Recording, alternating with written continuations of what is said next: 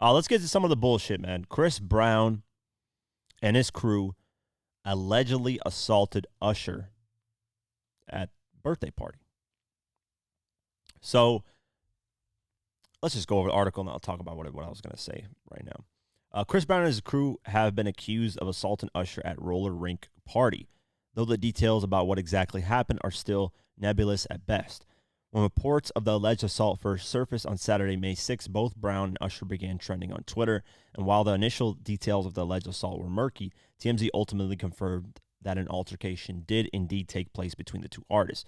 In the video posted by the outlet, both artists were at the Skate City roller rink in Las Vegas, Nevada, with their respective crews when Brown started trying to talk to Tiana Taylor, who was there with Usher.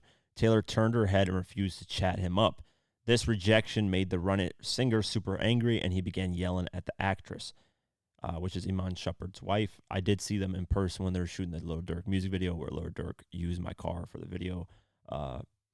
Tiana's, at least that day, Tiana didn't seem really cool to me, or to anybody really at the set. She didn't like say hi to anybody. She just kind of rolled on. Usually, a person who's respectful, especially me. No, I'm not saying that I'm the special one there, and like she should pay attention to me, and I'm this great, No, I'm just saying I took time out of my day, let him use my car for free. I was just like, that's cool. Let him use the car. And just all the people there that are working hard, She should have pulled up when she pulled up.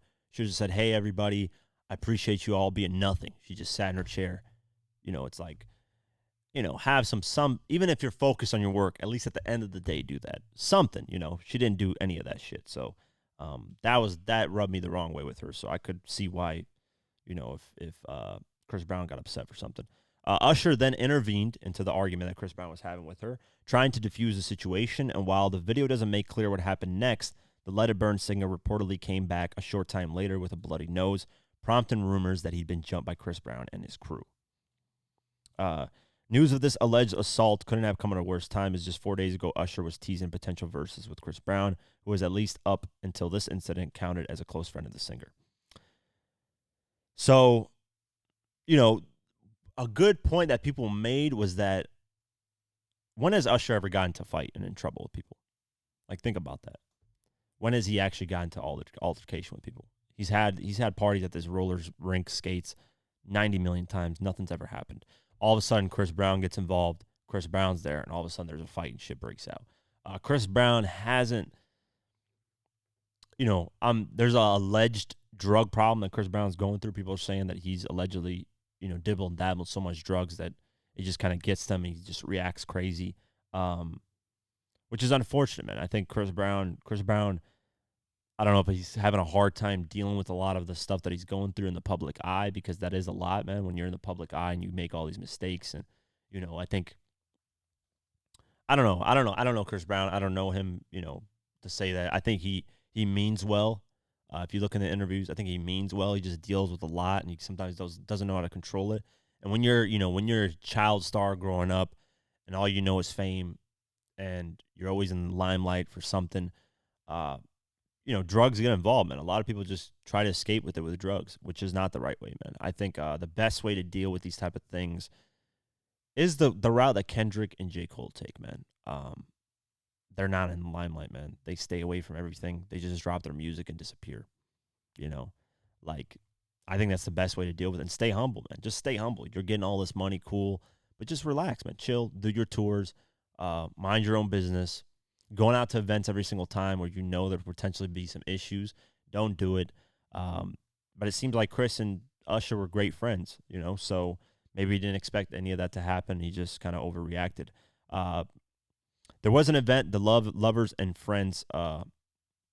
It's like a big, kind of like the, what is it?